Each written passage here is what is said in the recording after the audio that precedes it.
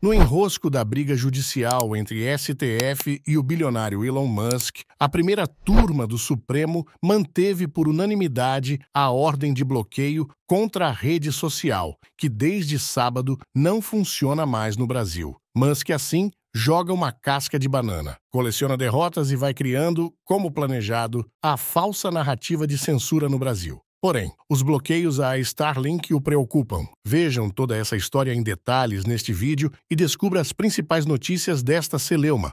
A Starlink informou ao presidente da Anatel, Carlos Baigorri, que não cumprirá a decisão do ministro Alexandre de Moraes, do STF, de suspender o acesso de seus usuários à rede social X, até que as contas da empresa, bloqueadas por ordem do ministro, sejam desbloqueadas. A Starlink, que fornece internet por satélite a mais de 200 mil usuários no Brasil, ainda não suspendeu o acesso ao X. Tanto a Starlink quanto o X pertencem ao bilionário Elon Musk, que é alvo de inquéritos no STF por descumprir decisões judiciais, incluindo o bloqueio de perfis que disseminam desinformação. Na última semana, Moraes bloqueou as contas da Starlink para garantir o pagamento de multas impostas pelo Supremo, entendendo que a empresa e o X operam como um mesmo grupo econômico. O ministro do Supremo Tribunal Federal, Alexandre de Moraes, convocou a primeira turma da Corte para analisar, em julgamento virtual, sua decisão de suspender a rede social X, antigo Twitter. A sessão virtual começa a partir da meia-noite desta segunda-feira e terá duração de 24 horas. Além de Moraes, a primeira turma do STF conta com os ministros Luiz Fux, Cristiano Zanin, Flávio Dino e Carmen Lúcia. A rede social X começou a ser bloqueada pelas operadoras de internet no território brasileiro nas primeiras horas deste sábado, em cumprimento à decisão de Moraes do dia anterior, que determinou a suspensão da plataforma. A medida foi tomada após descumprimento ao prazo de 24 horas dado pelo ministro ao bilionário Elon Musk, dono da plataforma, para indicar um representante legal do X no país.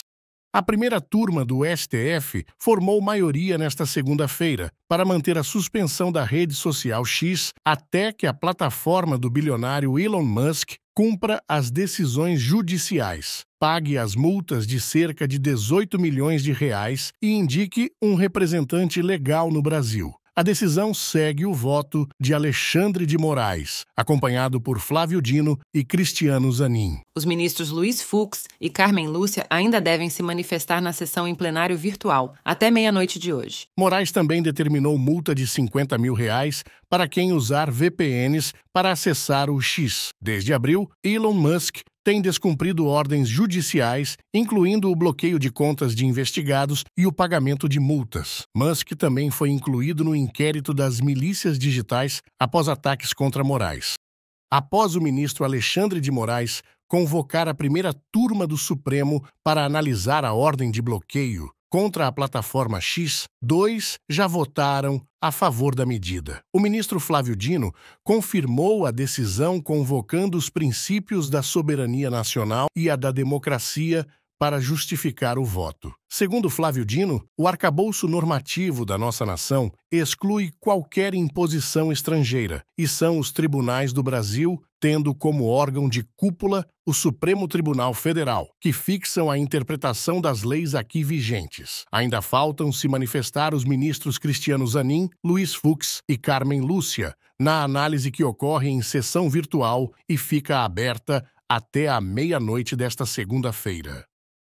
O deputado francês Sandro Gozi, membro do Parlamento Europeu, criticou duramente Elon Musk e exigiu que o X atenda às leis da União Europeia sobre serviços digitais. Segundo Gozi, se Musk não cumprir as regras, a rede poderá ser bloqueada na Europa, como foi relatado pelo jornal italiano La Repubblica. A declaração de Gozi ocorreu no último dia 19 de agosto, e de lá para cá, o enrosco entre o bilionário Elon Musk e as ordens do ministro Alexandre de Moraes levaram à suspensão da plataforma no Brasil. Nesta segunda-feira, 2 dias após derrubada da rede, a primeira turma do STF manteve o bloqueio determinado por Moraes em votação unânime. Último a votar, o ministro Luiz Fux, no entanto, fez ressalvas sobre a multa de R$50 mil aplicáveis a quem burlar a decisão e acessar a plataforma no Brasil por meio de VPNs.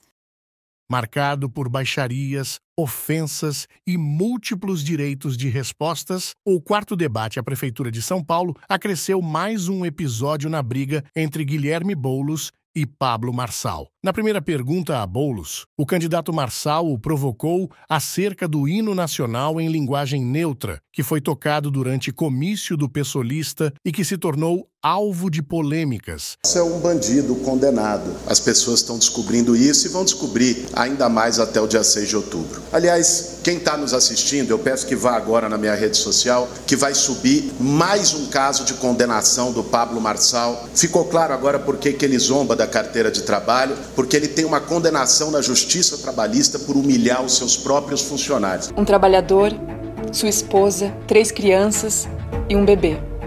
Eles foram expulsos violentamente debaixo de ameaças do Resort Digital, propriedade de Pablo Marçal. Agora fique com o corte da fala do deputado Glauber Braga, há 3 semanas na Câmara, onde alertou justamente para os riscos que a imprensa incorre ao tratar do bilionário Elon Musk sob o afã do viralatismo brasileiro com relação aos interesses estrangeiros. Confira.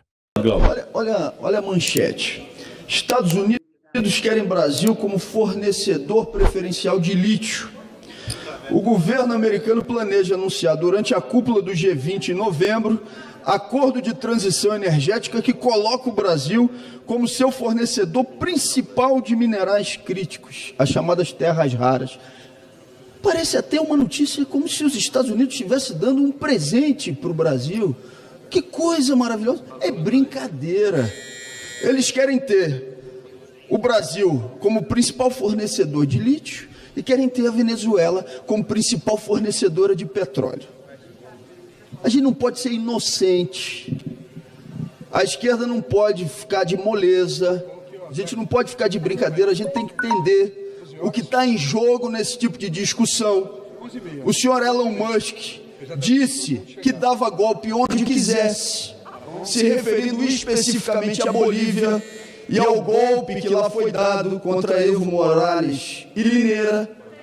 É nessa compreensão que a gente não pode fazer um discurso ou fazer uma avaliação que não leve em conta esses interesses daquilo que eles querem da América Latina. Está faltando se ler cada vez mais as veias abertas da América Latina, de Eduardo Galeano, para ver o que é essa espoliação que procuram fazer com o nosso território.